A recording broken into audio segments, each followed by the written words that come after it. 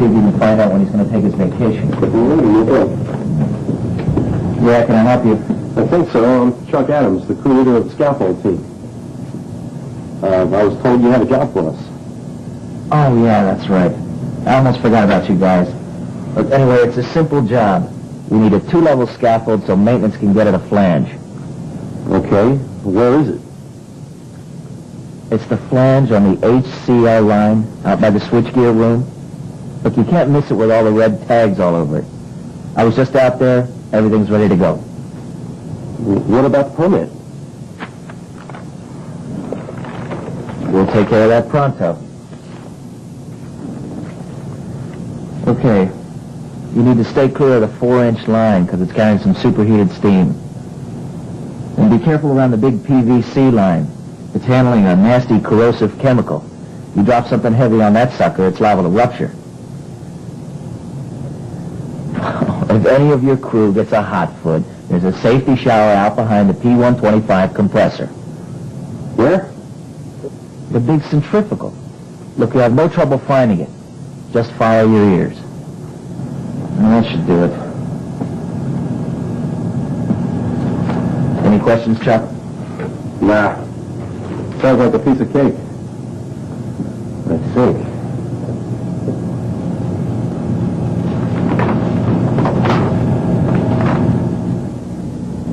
Well, what do you think of Bob's safe work permit?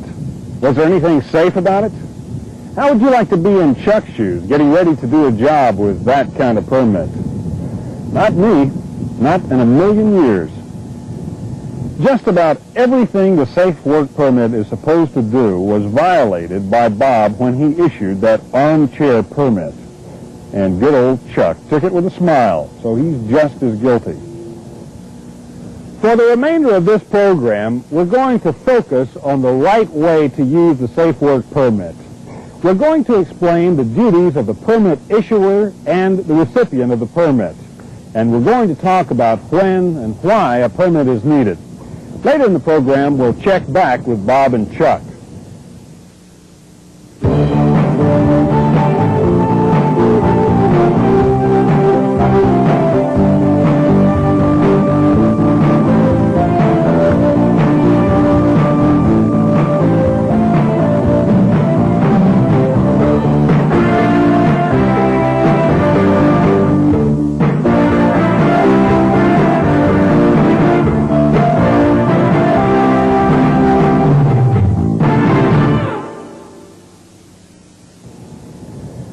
In any plant, there are many potential hazards.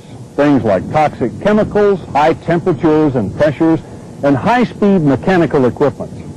When working with or around all of these hazards, we need a system that can help us control the risks of an incident. The Safe Work Permit provides that system. Basically, the Safe Work Permit is a communication tool. It includes a checklist to see that proper procedures, equipment, and precautions are in place before any maintenance or repair work begins. Many jobs require the issuing of a safe work permit. These include some electrical work, welding and hot tapping, non-electrical hot work, line and equipment opening, confined space entry, excavation, hydroblasting, radiography, online leak repair, asbestos jobs, and personnel and some equipment lifts. Permits are also required when any person or group requests one. The permit system is only as good as the people behind it. Both the permit issuer and the recipient of the permit have important responsibilities. Let's start with the person who issues the permit. The permit issuer's first duty is to make sure the work area is free of hazards. On some jobs, this will mean isolating equipment and applying red danger tags, cleaning and purging the area to remove hazardous chemicals or residues, and testing the area for toxics, flammables, and oxygen deficiency. Before a permit is issued, there must always be a joint job site visit involving the permit issuer and the receiver of the permit. The purpose of this visit is to avoid any misunderstanding about what the job entails and what the hazards are in that particular area. Plus, another set of eyes helps to see any hidden hazards. During the visit, the issuer of the permit should check out the area to make sure it is physically safe for work to start. It should be free of any obvious hazards like chemical leaks or deteriorated equipment. The issuer should point out exactly what needs to be done and identify the specific area or equipment to be worked on. The recipient should be informed of the status of the equipment or area, including what steps have been taken to prepare it for work. In some cases, it may be necessary to mark the equipment or area to avoid confusion. The owner should also warn the person doing the work of any local safety hazards. These could be within the equipment itself, chemicals for example, or they could be in the general area where the work is being done, like high voltage lines. Emergency equipment like eye wash stations should be checked and the location of fire extinguishers identified. The permit recipient should also know what to do in the event of an emergency. Let's now go back and see how Bob and Chuck should have handled the safe work permit process. How about you see if you can find out when Mr. Brown's going to take his vacation? Yeah, can I help you? I think so. I'm Chuck Adams, crew leader of the scaffold team. They told me you have a job for us. That's right, we do. It's a simple job, but I need to point out a few things that you need to be aware of out at the job site. Okay. Let's take a walk out there and I'll write you a permit.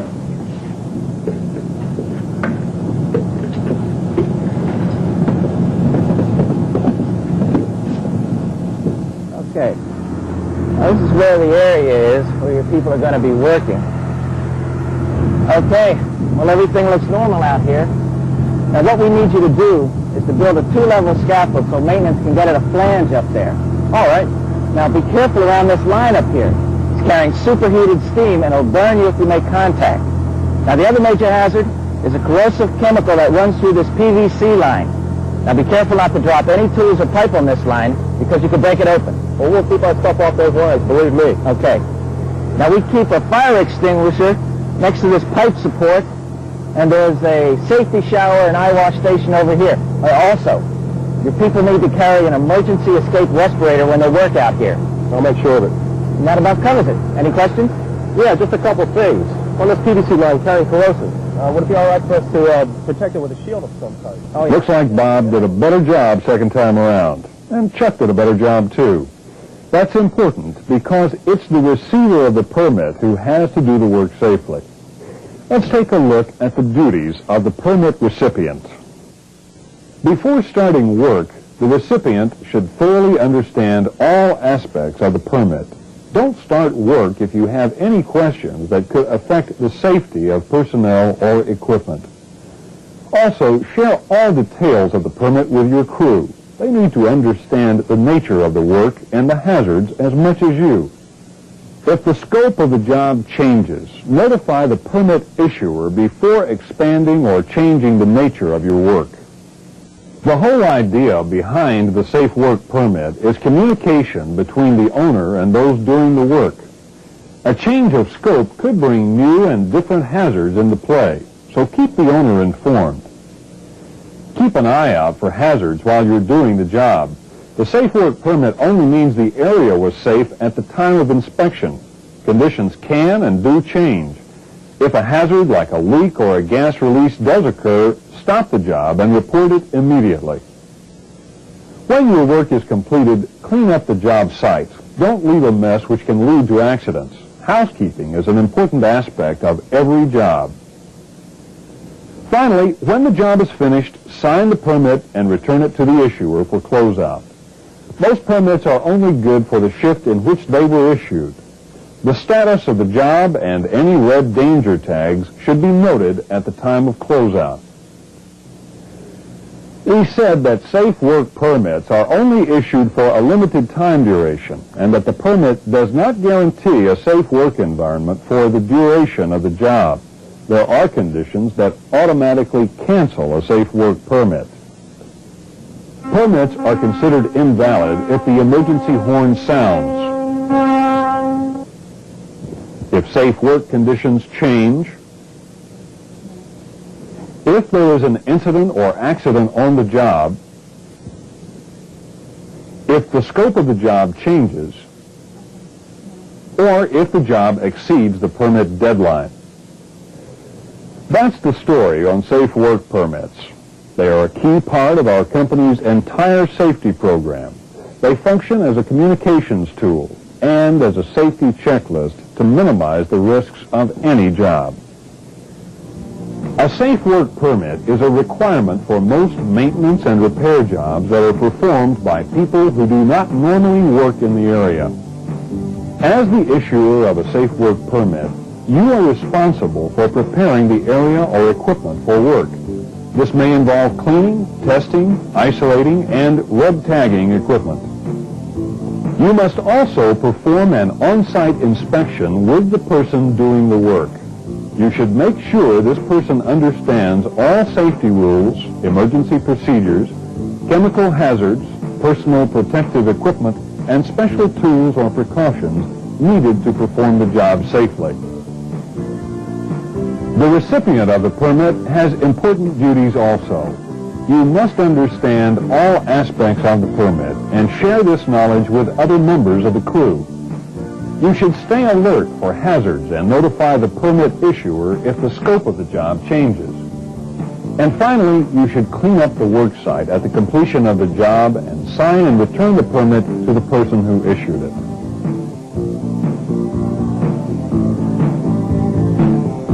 Whether you're the issuer or the receiver of a safe work permit, remember it's the backbone of our company's safety program. But like all our safety regulations and procedures, it requires your thoughts and cooperation to work. Don't take shortcuts when it comes to the safe work permit, and don't let others bend the rules. Stay within the system, and the system will work for you.